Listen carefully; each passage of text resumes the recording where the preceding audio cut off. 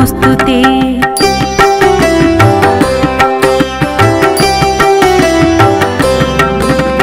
पद्मासनस्थिते देवी परब्रह्मस्वरूपिणी परमेशी जगन्मातर्महालक्ष्मी नमोऽस्तुते। श्वेताम्बरधरे देवी नानालङ्कारभूषिते जगस्थिते जगन्मातर्महालक्ष्मी नमोऽस्तुते।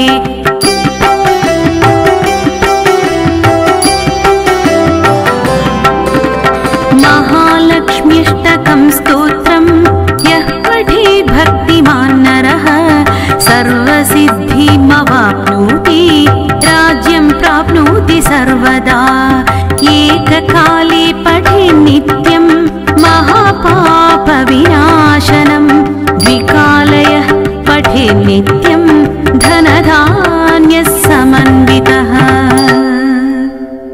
त्रिकालयः पठेत् नित्यं महाशत्रुविनाशनम् महालक्ष्मीर्भवेन्नित्यं प्रसन्ना वरदा शुभा।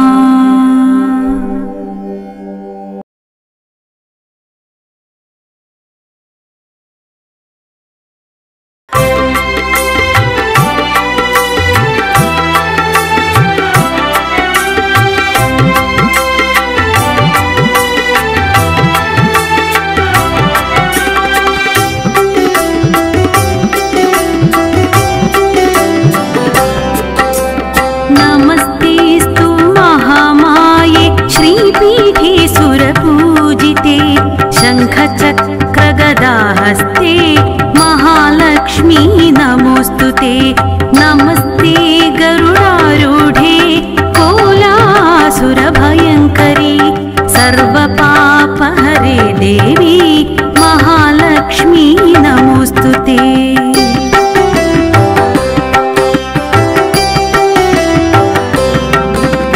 सर्वज्ञे सर्ववरदे सर्वदुष्टभयङ्करी सर्वदुःखहरे देवी महालक्ष्मी नमोऽस्तुते। सिद्धिबुद्धिप्रदे देवी भुक्तिमुक्तिप्रदायिनी मन्त्रमूर्ते सदा देवी महालक्ष्मी नमोऽस्तुते।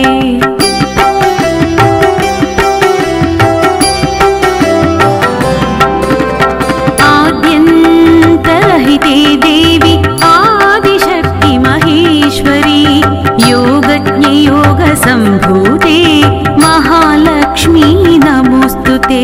स्थूलसूक्ष्ममहारौद्रे महाशक्ति महोदरे महापापहरे देवी महालक्ष्मी नमोऽस्तुते।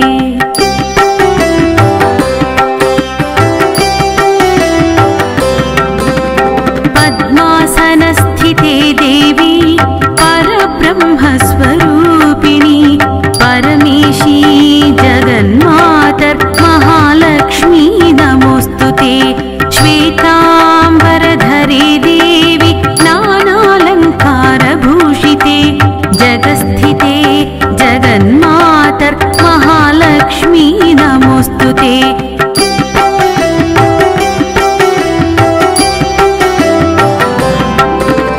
महालक्ष्म्यष्टकं स्तोत्रं यः पठेत् भक्तिमान् नरः सर्वसिद्धिमवाप्नोति राज्यं प्राप्नोति सर्वदा। एककाले पठेत् नित्यं महापापविनाशनं द्विकालयः पठेत् नित्यं धनधान्यसमन्वितः। त्रिकालयः पठेत् नित्यं महाशत्रुविनाशनम्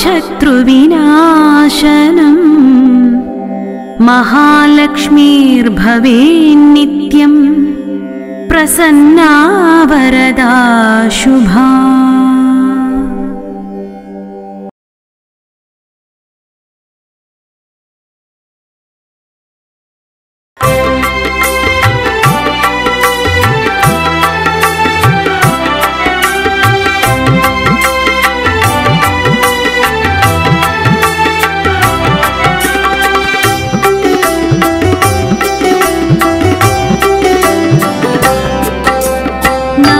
नमस्तेस्तु महामाये श्रीपीठे सुरपूजिते शङ्खचक्रगदाहस्ते महालक्ष्मी नमोऽस्तुते नमस्ते गरुडारूढे कोलासुरभयङ्करी सर्वपापहरे देवी महालक्ष्मी नमोऽस्तुते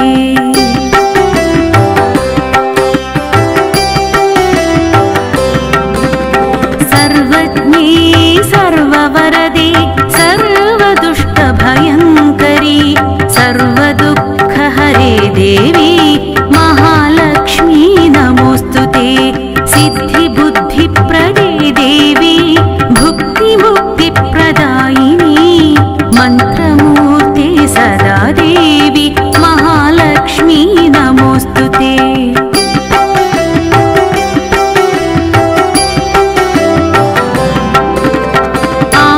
आद्यन्तरहिते देवी आदिशक्ति महेश्वरी योगज्ञे योगसम्भूते महालक्ष्मी नमोऽस्तुते स्थूलसूक्ष्ममहारौद्रे महाशक्ति महोदरे महापापहरे देवी महालक्ष्मी नमोऽस्तुते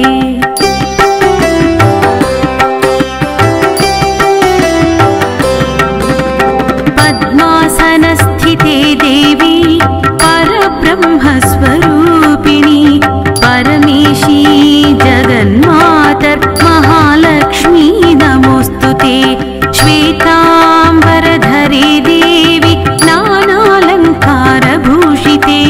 जगस्थिते जगन्मातर् महालक्ष्मी नमोऽस्तुते